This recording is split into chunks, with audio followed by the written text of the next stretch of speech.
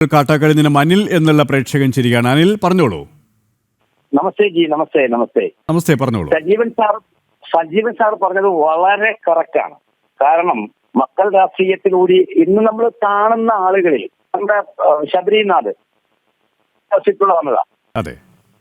കരുണാകരന്റെ മകൻ ഇപ്പൊ പത്മജാബ നമ്മളുടെ ആണെങ്കിൽ പോലും ഇവര് മക്കൾ രാഷ്ട്രീയത്തിലുള്ള വന്നവരാ. പണ്ടൊക്കെ സജീവൻ സാർ പറഞ്ഞത് ഏറ്റവും പ്രധാനപ്പെട്ട കാര്യം, മാരാർജിയൊക്കെ ഉണ്ടായിരുന്ന സമയത്തൊക്കെ ഒരു വാർഡിൽ സ്ഥാനാർത്ഥിയാവാൻ അല്ലെങ്കിൽ ഒരു മണ്ഡലത്തിന്റെ ചുമതല എടുക്കാൻ, ഒരു പഞ്ചായത്തിന്റെ ചുമതല എടുക്കാൻ പാർട്ടിക്ക് ആളില്ലാത്തൊരു കാലഘട്ടം. ഞാന് യുവമോർച്ചയുടെ തിരുവനന്തപുരം ജില്ലയുടെ ഒരു ചുമതല ഉണ്ടായിരുന്നു. അന്നൊക്കെ പിടിച്ചു കയറ്റുന്നതാ. ഇന്ന് സ്ഥാനാർത്ഥിത്വം കിട്ടാത്തത് കൊണ്ട് ആത്മഹത്യ വരെ ചെയ്യുന്ന പാർട്ടിയായി ഭാരതീയ ജനതാ പാർട്ടി വളർന്നു എങ്കിൽ അത് ഇപ്പോ ഒരു പരിധി വരെ ചന്ദ്രശേഖർ സാറിന്റെ ആ ഒരു മിഷൻ എന്താ പറയാ, ഞാൻ എന്ന് പറഞ്ഞ് BJP-യിൽ തന്നെ മുമ്പുണ്ടായിരുന്ന പ്രസിഡന്റുമാരുടെ കാലഘട്ടത്തിൽ അവരുടെ ടീം, ഇവരുടെ ടീം, കൃഷ്ണസാറിന്റെ ടീം, ഇവരുടെ ടീം, മറ്റവരുടെ ടീം എന്ന് പറഞ്ഞ് നിന്നതിനെല്ലാം പൊളിച്ച് അടുക്കിക്കൊണ്ട് രാജ്യം പറ്റുവെച്ച് ഇതാണ് പാർട്ടി നയം, ഇതാണ് കേന്ദ്രത്തിന്റെ നയം, ഇതാണ് BJP എന്ന് പറഞ്ഞു വന്ന ഈ BJP-യുടെ ഈ ഉന്നത വിജയത്തില് അഭിമാനം കൊള്ളുന്നു. ഒരു സംഘപ്രവർത്തനം എന്നുള്ള നിലയിൽ, ഒരു BJP-യുടെ ഒരു പ്രവർത്തനം എന്നുള്ള നിലയിൽ അഭിമാനം കൊള്ളുന്ന ഏറ്റവും നന്ദി. സമയപരിമിതി ഉണ്ട്, അതുകൊണ്ട് ഇടപെടുകയാണ്. അനിൽ കാട്ടാക്കടഞ്ഞിന് അനിൽ എന്നുള്ള പ്രേക്ഷകനാണ് ചേർന്നത്. ശ്രീ സജീവൻ, നമുക്ക് ഇനി ചുരുങ്ങിയ സമയമാണുള്ളത്. നമ്മൾ ആദ്യം പറഞ്ഞതുപോലെ തന്നെ ഈ ഒരു ചർച്ചയിൽ ഏറെ മുന്നിലാണ് ഇപ്പോൾ ഇന്ത്യ എന്ന കാര്യത്തിൽ സംശയമില്ല. തൊട്ടുപിറകിൽ CPM ഉണ്ട് ഈ പ്രചാരണ രംഗത്തും.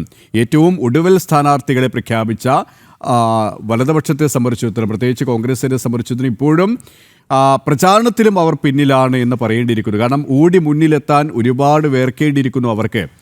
അതുകൊണ്ട് തന്നെ ജനങ്ങളുടെ ഇടയിൽ ഇപ്പോൾ മുന്നിൽ നിൽക്കുന്നത് NDA ആണെന്ന് പറയേണ്ടിയിരിക്കുന്നു, CPM ആണ്, CPI ആണെന്ന് പറയേണ്ടിയിരിക്കുന്നു.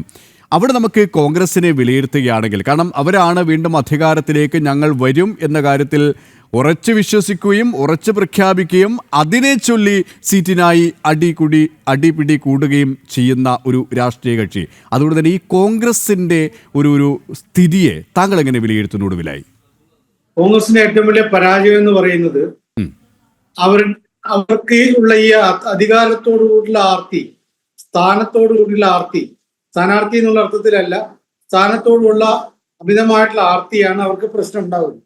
പാർട്ടി എന്നതിനപ്പുറത്ത് എനിക്ക് സീറ്റ് നമ്മൾ കണ്ടതാണല്ലോ.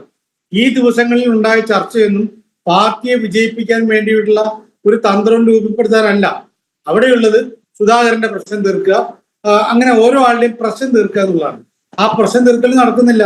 ഒരു വ്യക്തി മത്സരിക്കണമെന്ന് നിർബന്ധിക്കലുണ്ട്.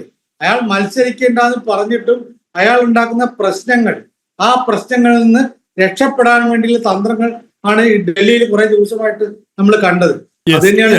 നന്ദി ശ്രീ സജീവൻ, ഈ ഒരു സമയം ഞങ്ങളോട് സഹകരിച്ചത്. താങ്കൾ പറഞ്ഞതുപോലെ തന്നെ കോൺഗ്രസ് ഒരുപാട് പേർക്കും ഒരുപാട് കിടക്കും എന്ന കാര്യത്തിൽ ഒരു സംശയമില്ല. അതുകൊണ്ട് തന്നെയാണ് ഈ ചോദ്യം പ്രസക്തമാകുന്നത്.